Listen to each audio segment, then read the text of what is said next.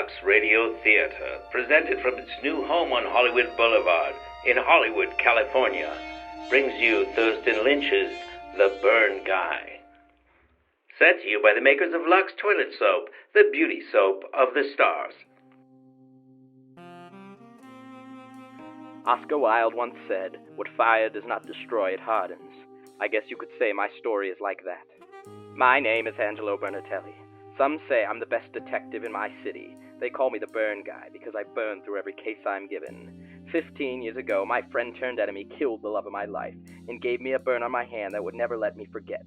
I've spent every waking hour reliving that moment of torture.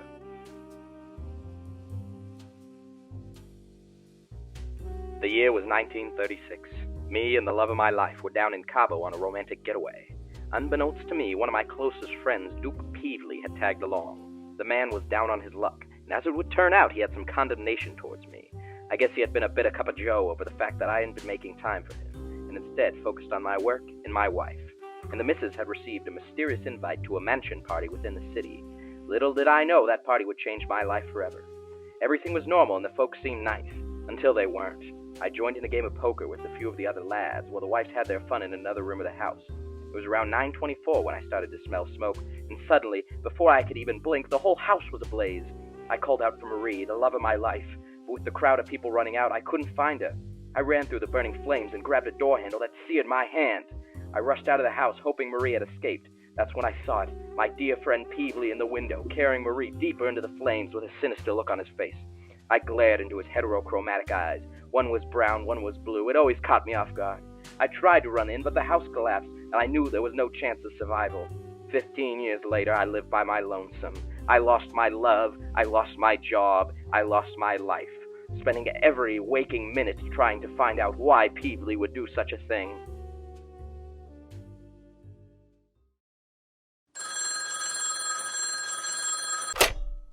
Who is this? What do you want? Come to the Les Refuges Jazz Club under the bridge on Ember Avenue tomorrow night at 10:30 sharp. Who are you? Hello? Hello? Who was that mysterious voice on the phone? I tried to think, but it all seemed too crazy. But maybe, just maybe, it was the kind of crazy that could give me answers to what I've been searching for. I strolled down Ember Avenue. Fresh rain beaded on my coat.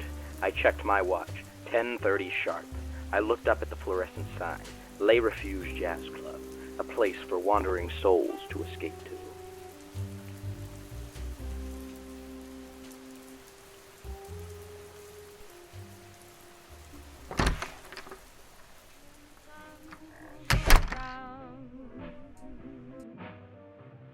My peepers paced around the room. Something about the woman lying on the piano caught my eye.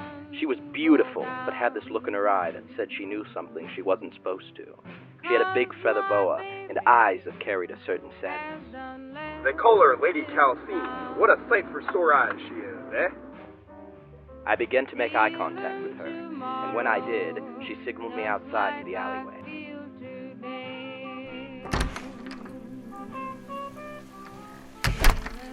Angelo, I don't have much time to tell you this, but you need to know that Peevely's still alive, and he's hiding in the...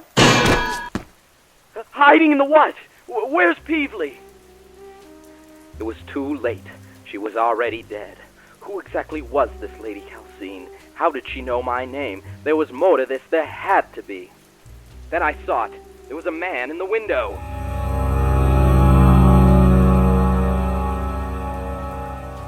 There was an engraving on the anvil that fatally wounded Miss Calcine. Eppolito Anvil Company. I knew there had to be some connection here. Who was that man in the window? There had to be something here that I wasn't seeing. I scoured the yellow pages, hoping to catch my lick.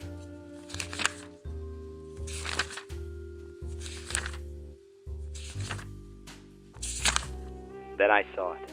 Eppolito Anvil Company, located at 1936 East Inferno Avenue. Taxi! Taxi!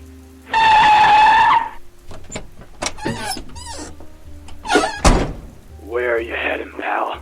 1936 East Inferno Avenue.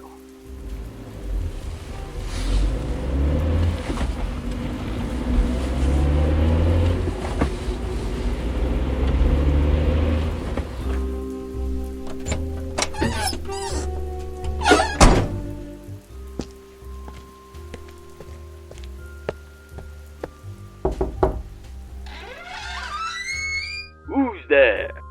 I was hoping you had some answers. You see, a mysterious woman gave me a tip about my past, but then she was abruptly killed, and whoever did it didn't want her to tell me more. But you see, the real knocker here is that it was one of your anvils that killed her right before she could finish. I don't see how that involves me.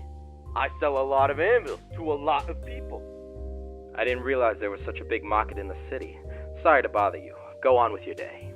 See you later, Angelo. As I was walking out that door, it caught me. I had never told him my name. How could he have known? Who the hell are you? The man turned around in his chair. I got a good look at his face. At first I didn't recognize him, but then I noticed he had 2 different colored eyes. One blue, one brown. Wait a minute, it's you!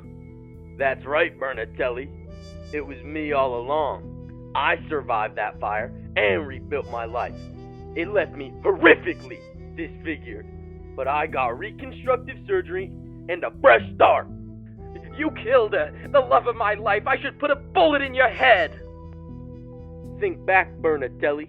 This was all your fault. How's that, you monster? She was the love of my life. You stole her, and then you were so clouded by your own anger, you forgot that you were the monster all along. I was in the house with Maria. What the hell are you doing here? You stole her from me. The love of my life, gone with another man.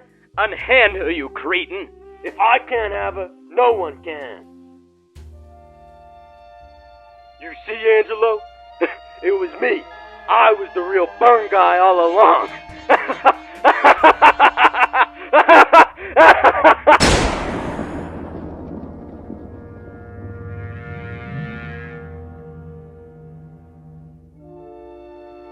Tune in next week for the exciting conclusion of The Burn Guy, here on Lux Radio Theater. By the makers of Lux Soap Flakes, the $1 million wardrobe secret of the stars.